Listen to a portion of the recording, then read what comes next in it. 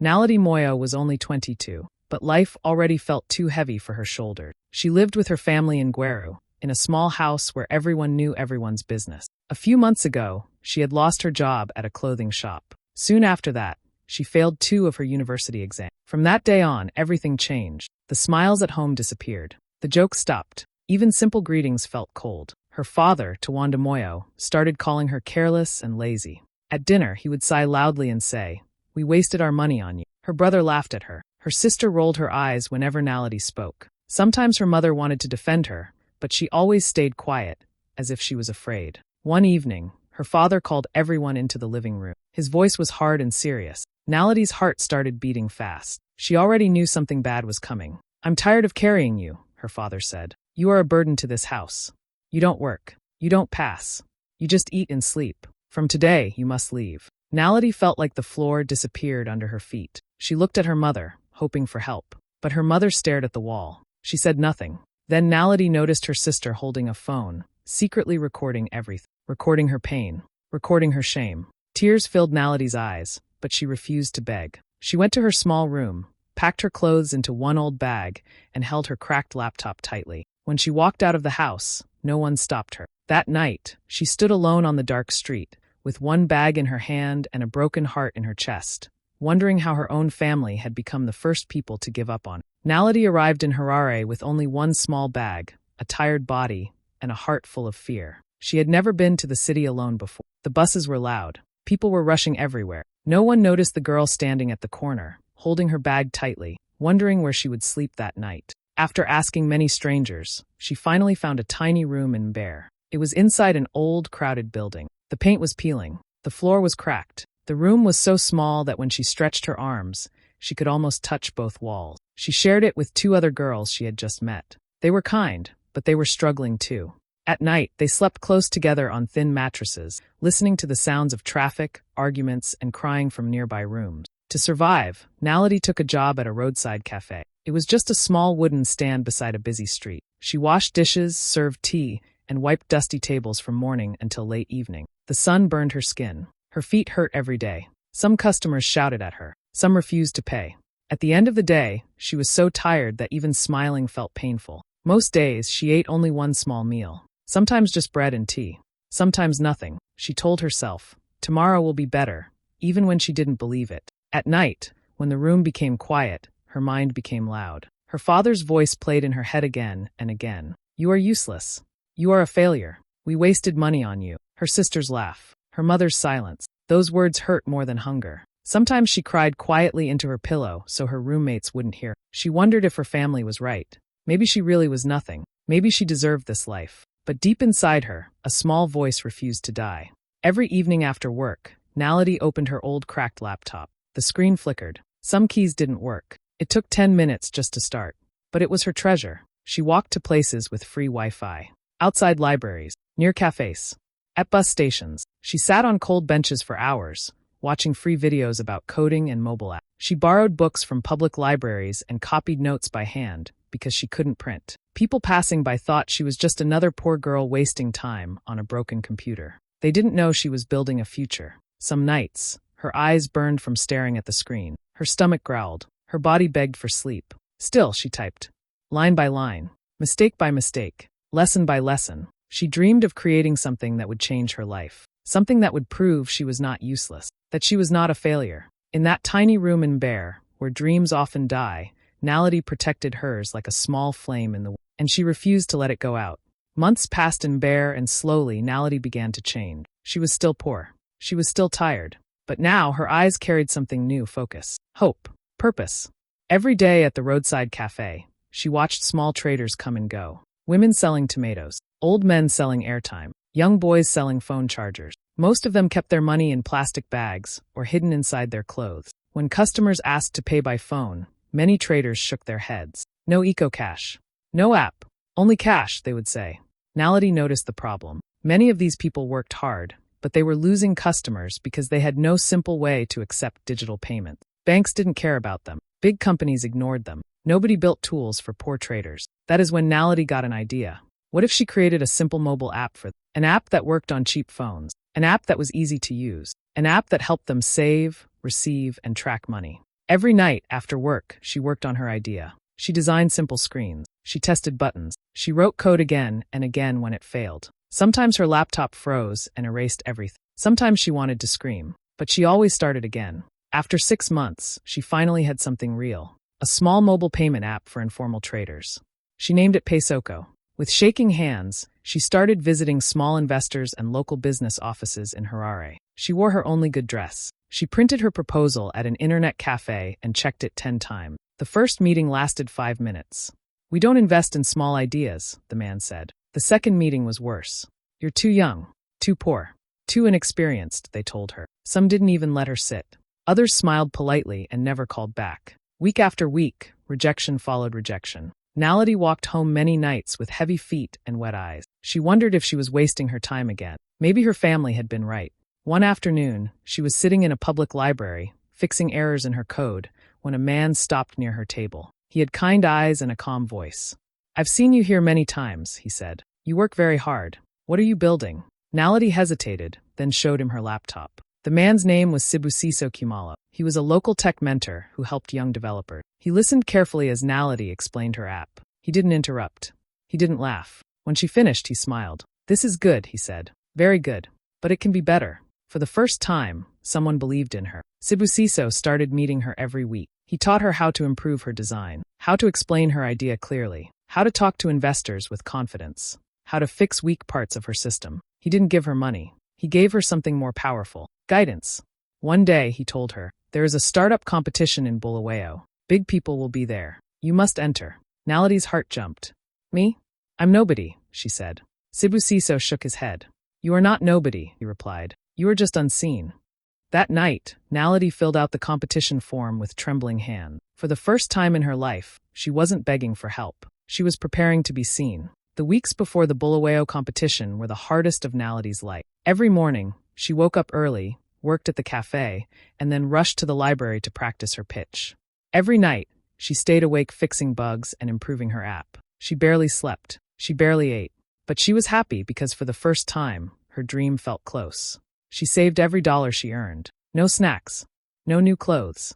No bus rides unless necessary. All her money was for one thing: travel to Bulawayo and printing her presentation. Then one evening, everything was taken from her. Naledi was coming back from the library when 2 boys ran past her in a crowded street. She felt a sudden pull on her bag. Before she understood what was happening, her bag was gone. Inside it was her laptop, her charger, her notes, her flash drive, her savings, her life. She screamed. She ran. She asked people for help. But the boys disappeared into the crowd. Naledi sat on the roadside and cried like a child. That night, she did not sleep. Without her laptop, there was no app. Without the app, there was no competition. Without the competition, there was no future. She thought about giving up. She thought about calling her family and saying, "You were right. I failed." She thought about going back to Gweru in shame. For 2 days, she stayed in her room, staring at the wall. Her roommates tried to comfort her, but nothing helped. Her heart felt empty. On the 3rd night, something changed. Naledi opened her notebook and looked at her old handwritten notes. She remembered every long night, every mistake, every line of code she had typed. She whispered to herself, "I didn't come this far to stop now." She borrowed an old computer from the library. It was slow. It crashed often, but it worked. And she started again. From memory, from pain, from faith. She wrote code all night. No sleep, no rest, only tears and typing. When the computer froze, she waited. When files disappeared, she rewrote them. When her eyes burned, she washed her face and continued. 3 nights passed like this. On the 4th morning, with shaking hands, she uploaded her project. The deadline was in 10 minutes. 10, 9, 8. She pressed submit. 5 minutes later, the screen showed, "Application received." Naledi fell to the floor and laughed and cried at the same time. A few days later, she arrived in Bulawayo. She wore her old brown shoes, her faded dress, her cheap bag. Around her were young people in suits, shiny laptops, expensive phones, confident voices. Some looked at her and whispered, "Is she lost? Does she even belong here?" One girl laughed at her accent when she spoke. A boy smirked at her clothes. Naledi heard everything. Her heart hurt. But she remembered those 3 nights. She remembered sleeping on a chair. She remembered typing with tears. She straightened her back. They had money. She had courage. And that was something no one could steal. The competition hall in Bulawayo was full of noise and confidence. Young men in suits were laughing loudly. Girls with expensive bags were taking selfies. Big banners with company logos covered the walls. Everyone looked like they already belonged there. Naledi sat quietly in a corner, holding her folder close to her chest. Her hands were cold. Her stomach felt empty. She kept repeating her lines in her head again and again. What if I forget? What if my app fails? What if they laugh at me? When her name was called, her heart almost stopped. Naledi Moyo Pesoko. She stood up slowly and walked to the front. For a moment, she wanted to run back. But she didn't. She took a deep breath and began. She talked about the women selling vegetables in the sun, the men losing customers because they had no digital payments, the small traders nobody cared about. She showed how her app worked. Simple, clear, useful. At first, the judges looked bored. Then they leaned forward. Then they started writing notes. When she finished, the hall was quiet. Then someone clapped. Then another. Soon, the room was full of applause. Naledi walked back to her seat in shock. Did that really just happen? She whispered to herself. Hours passed. One by one, winners were announced. Third place. Not her. Her heart sank. Second place. And the winner of second place is Naledi Moyo Pesoko. For a second, she didn't move. People around her pushed her gently. Go. That's you. She walked to the stage like she was dreaming. They gave her a certificate, a trophy, and seed funding. Real money. Enough to change her life. Her hands were shaking as she held it. That night, she cried on her mattress in Bear. Not from pain this time. From relief. From pride. From disbelief. Within weeks, emails started coming. Calls. Messages. Investors from Nairobi, Kenya wanted to talk. They liked her idea. They wanted to help her grow. They wanted her to come. Naledi had never left Zimbabwe before, but she said yes. Moving to Nairobi was scary. The city was bigger, faster, louder. People spoke differently, dressed differently, lived differently. She rented a small room again. She walked alone in crowded streets. She ate alone. She worked late. Some nights, she felt very lonely. She missed her roommates. She missed familiar faces. She missed feeling normal. Sometimes she cried quietly and asked herself, was this a mistake? But every morning, she opened her laptop and kept working. Pesoko began to grow. More traders joined. More partners called. More doors opened. Back in Gweru, rumors started spreading. Have you heard? Naledi is doing business in Kenya. They say she won some competition. She is working with big people. Her family laughed. Impossible, her father said. That girl? She couldn't even pass exams. She's probably lying, her sister added. She always dreamed too much. They refused to believe it. They didn't know that the girl they pushed out with one bag was now building something bigger than their imagination. And Naledi didn't argue. She just kept rising. Naledi's life changed faster than she could have imagined, but she never let it sweep her off her feet completely. After moving to Nairobi, she threw herself into building Pesoko Africa. The small app she had created for roadside traders in Zimbabwe was now growing into a platform that could reach thousands of informal businesses across the continent. She hired her first team in a tiny office. Most of them were women from poor neighborhoods, just like her. They had never worked in tech before, but Naledi trained them herself, teaching them coding, customer service, and the basics of finance. Watching them learn and grow gave her a feeling she had never felt before, pride that wasn't about money or fame. Word spread quickly. Small traders loved the app because it simplified payments, kept track of sales, and even helped them save. Soon, bigger companies and banks started noticing. International banks from Kenya, Nigeria, and South Africa reached out, asking to partner with Pesoko. Meetings were held in shiny offices with polished floors and expensive coffee. Naledi, in her simple clothes, stood confidently at the table, pitching her vision. Every contract she signed meant more traders empowered, more women hired, and more community support. Slowly, Pesoko became a trusted name. Stories of women doubling their income or saving for school fees because of her app began reaching her inbox daily. Those messages kept her grounded and reminded her why she started. A year after the competition, Naledi bought her first apartment in Westland. It was modern, with big windows and a balcony overlooking the city. She could finally sleep without worrying about leaking roofs or broken locks. Yet, on some nights, she still ate instant noodles, just like she did in Bear, remembering the small room, the cheap meals, and the nights spent coding until her eyes burned. Those memories reminded her of her journey, from rejection to resilience, from loneliness to leadership. She began traveling across Africa, attending conferences, mentoring young women, and sharing her story. But no matter how far she went or how successful she became, Naledi never forgot the streets where she learned to survive, the cafe where she served tea with trembling hands, and the tiny laptop that held her dreams. Pesoko Africa was no longer just an app. It was a movement, a platform that gave voice and opportunity to the people nobody wanted to see, the traders everyone ignored. And for Naledi, every deal, every partnership, every success was proof that one small girl, pushed out into the world, could rise and bring thousands with her. She had built a company, a future, and a legacy, but her heart remained humble. She remembered where she came from, because it was from the streets and struggle that she learned to dream big and fight for it. Naledi was sitting at her small desk one morning, sipping tea and checking emails, when a message popped up that made her laugh out loud. "Hello, we are from Forbes Africa. We would like to feature you in our 30 under 30-foot list. Please call us." She stared at the screen, thinking someone was joking. Forbes Africa? 30 under 30? That can't be real. She even texted a friend. Am I dreaming or is this fake? But the journalist called again. Calm, professional, polite.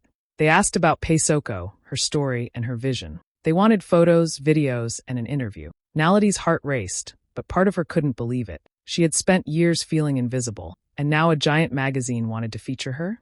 It felt like a dream she had no right to dream. 2 weeks later, the magazine arrived at her office. She held it in her hands, shaking. She opened it slowly and froze. There she was, the cover. Her photo, smiling, confident, proud. Her name in bold letters.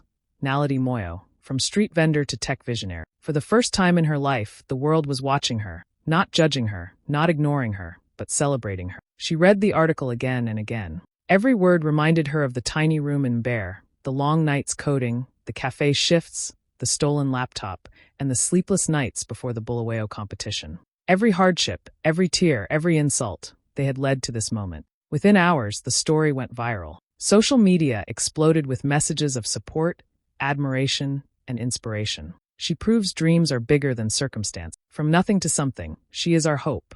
Notifications kept pouring in. People she had never met wanted to learn from her. Investors reached out. Schools asked her to speak. Entrepreneurs asked for mentorship. Meanwhile, back in Gweru, her story was reaching the people who had once turned their backs on her. Her mother saw her on the TV and gasped. Her father scowled, refusing to speak. Her siblings stared wide-eyed, not knowing whether to feel proud, shocked, or jealous. They called relatives. They whispered to neighbors. Did you see? Naledi, she's famous now. Forbes.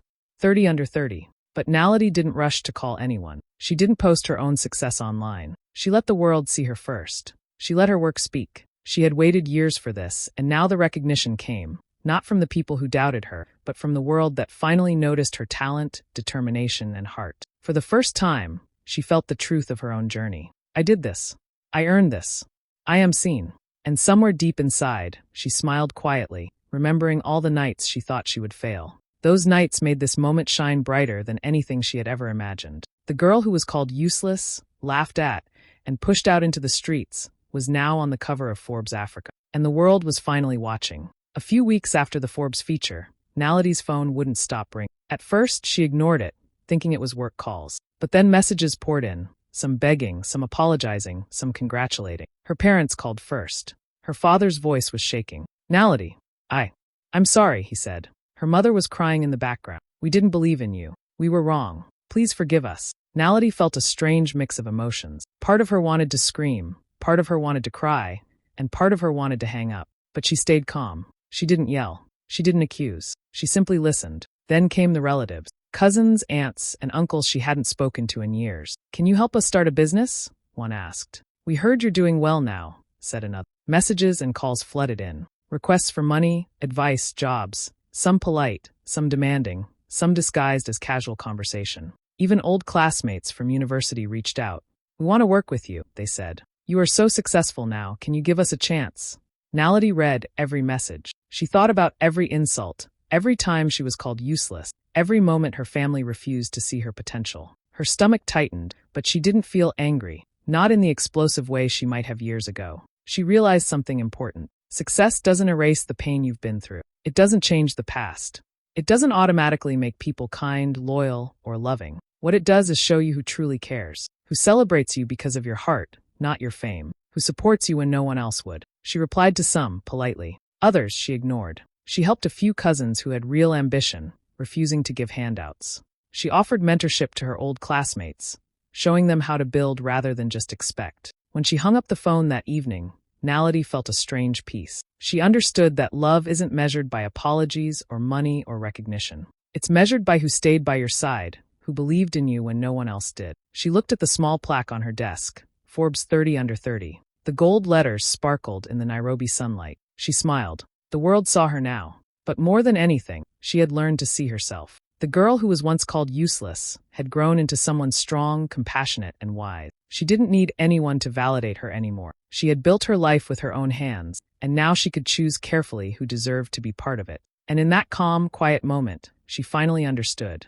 Success doesn't heal old wounds. It only reveals who really loved you all along.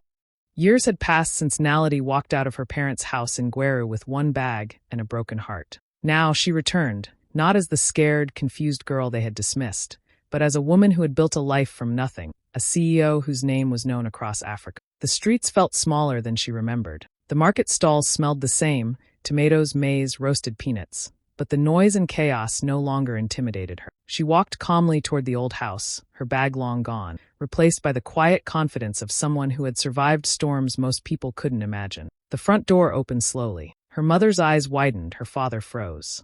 Her siblings looked uncertain, unsure if this woman before them was the same girl they had pushed out. The living room, the very room where she had been humiliated, was quiet, almost empty. Everything looked smaller, as if time had shrunk the place, but the memories felt huge. Naledi smiled softly. She didn't rush to hug them. She didn't shout or accuse. She simply sat down, folding her hands neatly in her lap. Her parents looked at her, waiting, hoping, perhaps fearing. "I came back to show you who I am," Naledi said, her voice calm but strong. "Not to beg. Not to ask for forgiveness. Just to tell you the truth." She told them about her struggles in Harare, the nights she went hungry, the tiny room she shared with strangers. She spoke of the coding she learned on a cracked laptop, of her stolen savings, and the sleepless nights she rebuilt her app. She told them about the Bulawayo competition, the investors, and finally, her move to Nairobi. Her family listened in silence. There were no interruptions, no excuses, no old accusations. They saw her, not the girl they had labeled useless, but the woman she had become through perseverance, resilience, and sheer determination. "I am not here to punish you for the past," she continued. "I am here to say that every word you said, every doubt you had, every door you closed, it didn't stop me. It shaped me. And I want you to see that I am more than anyone ever gave me credit for." Her mother's eyes filled with tears. Her father shifted uncomfortably in his chair. Her siblings looked down, suddenly aware of how small their insults had been compared to the life she had built. Naledi didn't demand apologies. She didn't gloat. She simply spoke her truth, letting it stand on its own. The room remained quiet after she finished. But in that silence, something changed. Respect replaced judgment. Awe replaced disbelief. When she stood to leave, she did so with the same calm confidence she had when she walked into her tiny office in Nairobi years ago. No shouting, no anger, just truth. For the first time, she felt closure. The girl who had been thrown out had returned, not broken, not begging, not seeking approval, but whole, successful, and unstoppable. And in that quiet living room in Gweru, Naledi finally realized no one could control her story except her. Naledi never forgot what it felt like to be invisible, to be called useless, and to have the world close its doors on her. Years of struggle, hunger, and doubt had taught her that talent alone was not enough. Opportunity mattered. And not every child, teenager, or young adult had that chance. So she decided to do something bigger than herself. She launched a foundation for rejected youth, those who had been ignored, abandoned, or laughed at. She wanted them to know that their circumstances didn't define their future. She named it Rise Up Africa, a place where dreams could grow even in the hardest soil. With the funding she had earned through Paysoko, Naledi built schools in small towns, equipped with computers, libraries, and classrooms full of hope. She created tech hubs where young girls and boys could learn coding, digital business skills, and entrepreneurship. She sent mentors to guide them, just like Sibusiso had guided her. Every child who walked through those doors reminded her of the girl she once was, the girl who spent nights on a cold floor, typing on a cracked laptop, dreaming of more. The foundation grew faster than she expected. Youth from across Zimbabwe, Kenya, and beyond joined workshops, hackathons, and mentorship programs. Stories of success began pouring in. A girl who built her first app at 14, a boy who started a small business after learning digital payments, children who now dared to dream bigger than their surroundings. Naledi stood on the balcony of her Nairobi apartment one evening, watching the sun set over the city. She smiled, remembering every insult, every rejection, every tear. All of it had led her here, not just to success, but to impact. She whispered to herself, loud enough to believe it. "They called me useless and pushed me out. Forbes called me a leader and opened the world.